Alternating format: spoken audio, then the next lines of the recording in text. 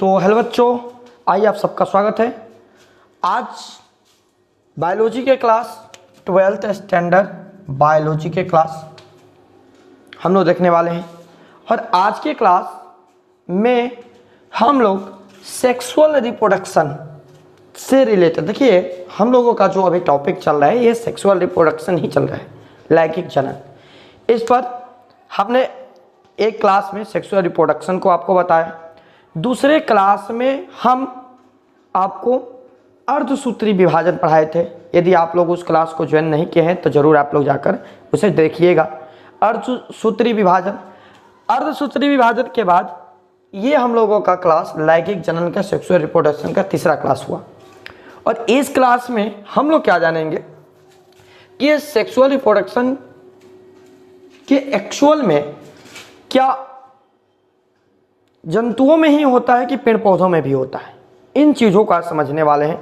इसके साथ साथ हम आपको बताएंगे कि कब जंतु जो है उस लायक होते हैं जब वह सेक्सुअल रिप्रोडक्शन कर सके, लैंगिक जनन कर सके, या कहे तो पादप कब उस लायक होते हैं जब वो सेक्सुअल रिप्रोडक्शन कर सके। इन सब चीज़ों तो हमें पता है नॉर्मल, लेकिन इसे डिटेल्स में जानने की ज़रूरत है क्योंकि आपके एग्जाम के लिए इम्पोर्टेंस होने वाला है। आइए सबसे पहले हम आपको बता दें कि सेक्सुअल रिप्रोडक्शन के बारे में हम आपको बताए थे पिछले क्लास में कि सेक्सुअल रिप्रोडक्शन के लिए कम से कम 2 मेल और फीमेल का रहना आवश्यक है, तभी जाकर यह सेक्सुअल रिप्रोडक्शन लैंगिक जनन होता है। यानी लैंगिक जनन में मेल और फीमेल इन 2 का रहना आवश्यक है, तभी जाकर सेक्सुअल रिप्रोडक्शन संभव है। ठीक है, ये तो आप जान लिए। लेकिन कब, क्या पेड़ पौधा को हम अभी लगाए उसमें रिप्रोडक्शन शुरू हो जाएगा? नहीं। क्या बच्चा जन्म लेकर रिप्रोडक्शन करेगा? जन्म के समय रिप्रोडक्शन कुछ समय के बाद करने लगेगा? नहीं। सबके लिए एक निश्चित समय है, उस समय को ध्यान दीजिएगा, परिपक्व बोलते हैं हम। इसके लिए जीवों को परिपक्व होना आवश्यक होता है। परिपक्वता क्या होता है? मैच्योर, जिसे हम इंग्लिश में मैच्योर भी बोलते हैं। जीवों को मैच्योर होना आवश्यक होता है, क्योंकि जब तक जीव मैच्योर नहीं होगा तब तक वह सेक्सुअल रिप्रोडक्शन नहीं कर सकता है, अर्थात कहे तो वह जनन में भाग नहीं ले सकता है। ठीक है ना। तो इसके लिए जीव यानी जंतु और पादप दोनों के लिए हम बात कर रहे हैं। ठीक है ना। इसके लिए जब जंतु जब मैच्योर होते हैं, परिपक्व होते हैं, उसमें वृद्धि होती है, तो उसकी अवस्था को हम लोग कहते हैं किशोरावस्था। किशोरावस्था की प्रवस्था, किशोरावस्था की प्रवस्था, जेन्युइन फेज उसे बोला जाता है। यानी जब जंतु उस लायक होते हैं कि वे सेक्सुअल रिप्रोडक्शन कर सके तो उसको हम कहते हैं जेन्युइन फेज। ठीक है ना। अर्थात कहे तो किशोरावस्था की प्रवस्था कहते हैं। ठीक है ना। ये कब शुरू होता है? तो इसको हम साइलेंट रखें क्योंकि इसको हमें अच्छे से आप लोगों को समझाना है। ये प्यूबर्टी के बाद शुरू होता है, यानी जब मनुष्य हो या जंतु हो उनमें प्यूबर्टी होता है। प्यूबर्टी के दौरान ये सारी चीज़ मतलब शुरू हो जाता है, ये अवस्था शुरू हो जाती है। प्यूबर्टी क्या होती है? ठीक है ना। प्यूबर्टी जिसमें मनुष्य, पुरुष और स्त्री यानी लड़का और लड़की दोनों में चेंजिंग आते हैं। ठीक है ना। हार्मोन चेंजिंग लेकर बॉडी लैंग्वेज, आवाज़, सब चीज़ चेंज होता है। इसके बारे में हम लोग पढ़ेंगे। ठीक है ना। आगे अभी छोटा सा चीज़ यहाँ पर, पादपों में परिपक्वता, मैच्योरिटी यानी वृद्धि को क्या कहते हैं? ठीक है ना। तो जो पादप में वृद्धि होता है उसको हम कायिक प्रवस्था कहते हैं। ठीक है ना। पादपों में वृद्धि को हम क्या कहते हैं? कायिक प्रवस्था। आप लोग अपने दिमाग में इसे फिट जरूर कीजिएगा कि जीव जंतु जब परिपक्व होता है, मैच्योर होता है, तो उसे हम जेन्युइन फेज या किशोरावस्था की प्रवस्था कहते हैं। लेकिन जब पादप मैच्योर होता है तो उसे हम कायिक प्रवस्था कहते हैं। कोई भी पौधा बिना कायिक प्रवस्था के वह जनन नहीं ले सकता है। यानी पौधा में जब कायिक प्रवस्था होगा तभी वह जनन लेगा। ठीक है ना। अब इसमें आप लोग सुने होंगे कलमी पौधा इस साल लगाया, अगले साल उसमें फल आने लगा। तो वो क्या होता है ना, कलमी पौधा बनता कैसे है? तो देखिए, जो बड़े बड़े पौधे होते हैं ना, वृक्ष, जिसे वृक्ष कहेंगे हम, ठीक है ना, तो उन वृक्षों की जो टहनियाँ होती है, उन टहनियों से कलमी पौधा तैयार किया जाता है। या फिर कहा जाए तो इनके अलग अलग परागकण, अलग अलग ओवम अंडाणु के साथ निषेचन करा कर नए नए पौधों का विकास किया गया साइंस के माध्यम से, ठीक है ना। ज़्यादातर कायिक प्रबंधन जो होता है ना, बड़े बड़े पौधों के टहनियों में, जैसे यहाँ से इतना काट दिया जाएगा, काट कर इसमें मिट्टी खाद लगा दिया जाएगा, कुछ दिन के बाद इसमें भी जड़ें आ जाएगी, यहाँ से काट कर उसे मिट्टी में डाल दिया जाएगा। तो अब इसमें क्या होता है ना कि देखिए ये बड़ा सा पेड़ है और इस बड़ा सा पेड़ के हर एक भाग परिपक्व, चूंकि इस पर फल आ रहा होगा तो हर एक भाग परिपक्व हो गया होगा, ठीक है ना, अर्थात ये मैच्योर हो गया है, इसलिए तो इसमें फल आ रहे हैं ना। अब इसके टहनी को हम पौधा अलग बनाएंगे, इससे अलग करके उसे मिट्टी से जोड़ेंगे, अर्थात इसका जो टहनी है उसमें वो पहले ही से ही मैच्योर है, वो जो है परिपक्व हो गया, अर्थात परिपक्व है तो उसको पोषण की जरूरत है, ठीक है ना। वैसे ही जैसे समझिए कि मान लीजिए एक परिवार है जिसमें एक माँ है, एक बाप है, एक बेटा है, ठीक है ना, और उस परिवार के साथ सब रह रहे हैं, ठीक है ना। बेटा बड़ा हुआ, इनसे अलग हो गया, ठीक है, तो जरूरी नहीं है ना कि ये परिवार के साथ में रहकर ये जनन प्रक्रिया कर सकता है। हाँ, ये परिवार से अलग रहकर बस या इधर आकर अलग किसी से विवाह करके ये अपना अलग प्रजनन कर सकता है, ठीक है ना। अब ये उस लायक हो गया है, लेकिन जब जनन हुआ उस समय ये प्रजनन नहीं कर सकता है, ठीक है ना। तो ठीक उसी तरह वो पेड़ के टहनी जब हम अलग करेंगे तो ये ऑटोमेटिक परिपक्व हो गया रहता है। अब वह डायरेक्ट उसका फल आने तो उसे कलमी पौधा भी कहा जाता है, ठीक है ना। लेकिन ध्यान रखिएगा ये सारी बातें एक साइड, सबसे महत्वपूर्ण चीज़ क्या है कि कोई भी पेड़ पौधा तभी जनन कर सकता है जब वह मैच्योर हो, जब वह परिपक्व हो, अर्थात जब वह बड़ा हो गया, ठीक है ना। उस व्यवस्था को हम कहते हैं कायिक प्रवस्था, ठीक है ना। कायिक प्रवस्था या वेजिटेटिव फेज बोलते हैं उसे, ठीक है ना।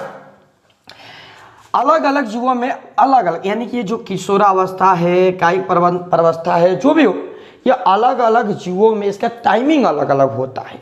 अब कायिक प्रवस्था को ही ले लीजिए, कोई पौधा जो है कुछ वर्ष भर में 3 महीना 4 महीना में अपना फल देने लगता है, तो कोई पौधा होता है जो 2-2 वर्ष के बाद फल निकलता है, कोई 100 वर्ष भी लग जाता है, ठीक है ना।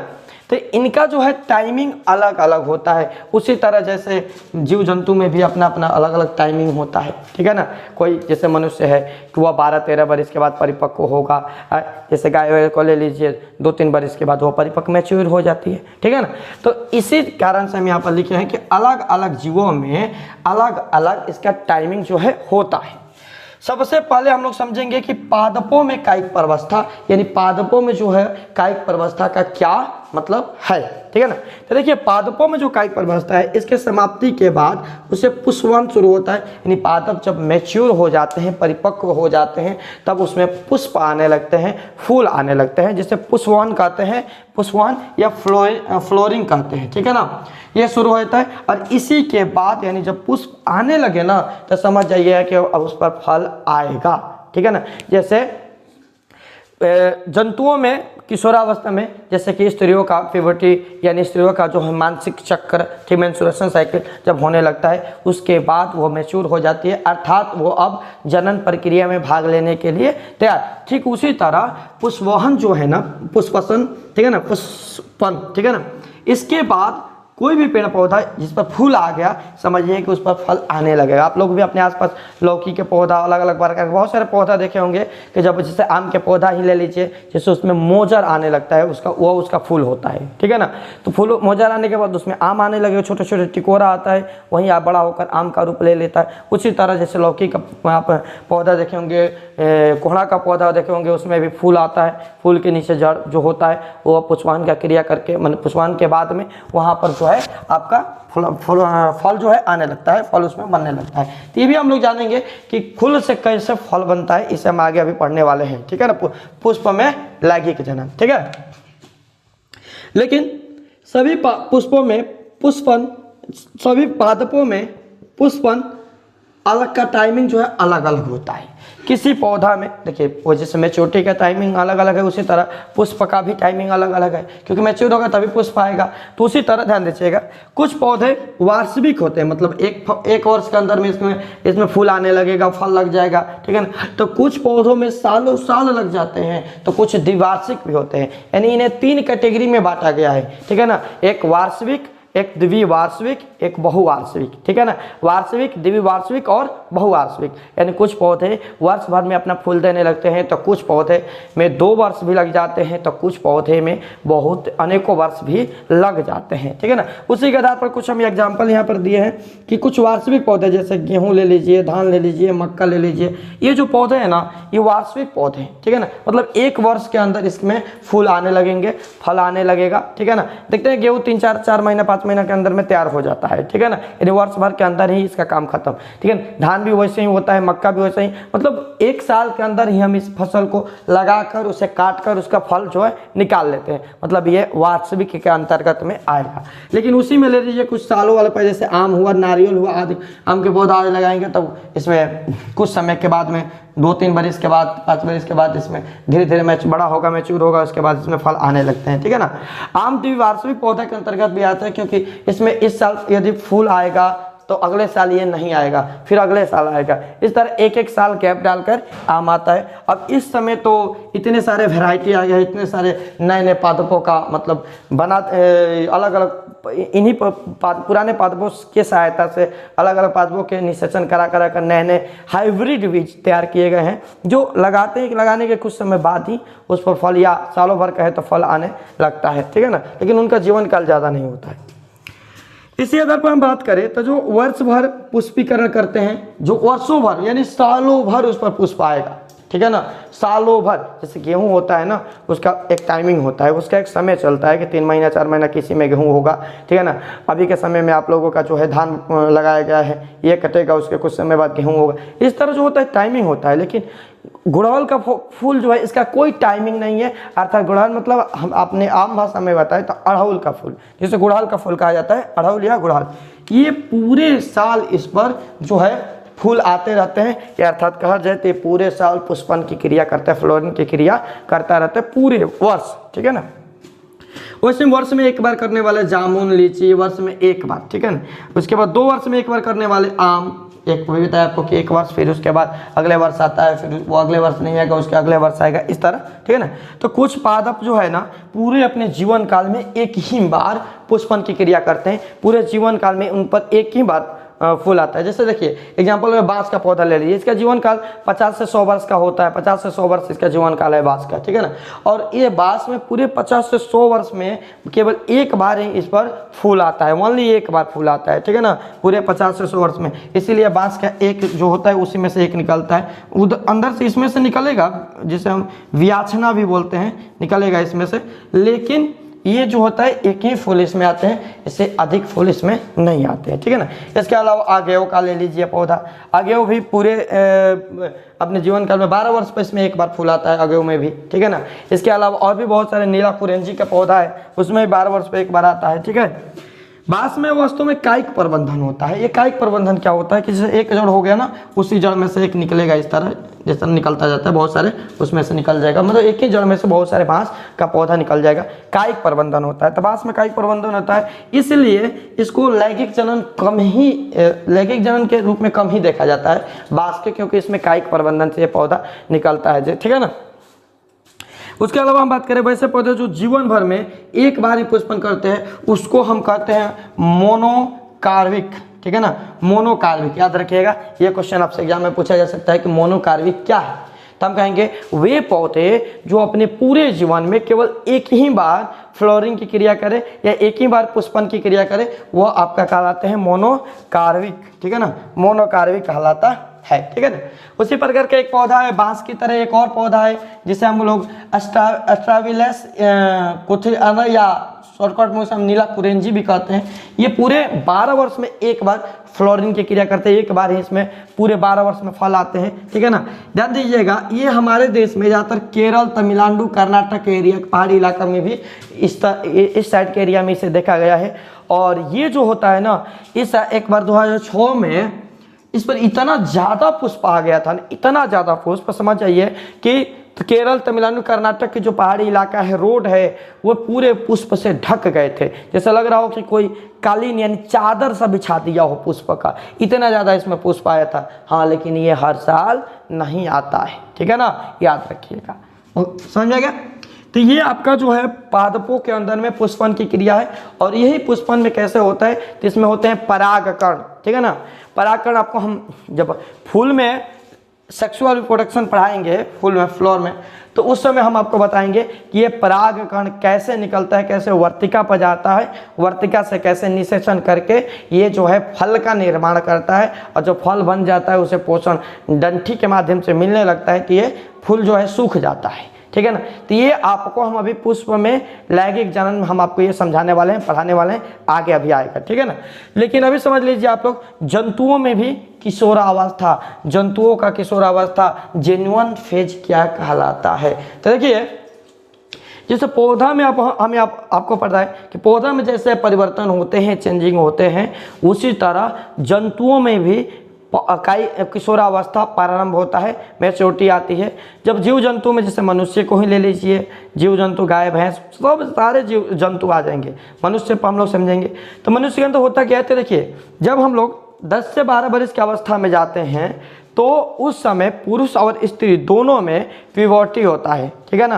प्यूबर्टी का यानी कहते हैं मैच्योरिटी आती है, और मैच्योरिटी के बाद हमारे शरीर में बहुत सारे चेंजिंग आते हैं, ठीक है ना, शारीरिक चेंजिंग आते हैं अनेकों तरह। जैसे कि पुरुषों में बात करें तो जैसे मोछ या दाढ़ी के बाल का आना, ठीक है, काख में बाल का जमना, ठीक है ना, धीरे धीरे छाती के ऊपर भी बाल आने लगता है। इस तरह आवाज़ का भारी हो जाना, शरीर में अलग तरह सा महसूस होना, ठीक है ना, चेहरा जो है चिपचिपा सा हो जाना, चेहरे पर मुहासे वगैरह ये सारे चीज़ निकलना, ये सारे प्यूबर्टी का निशानी होती है पुरुषों में। इसी तरह स्त्रियों में भी होता है। स्त्रियों में एकाएक मेंस्ट्रुएशन साइकिल शुरू हो जाता है, ठीक है ना, मेंस्ट्रुएशन साइकिल।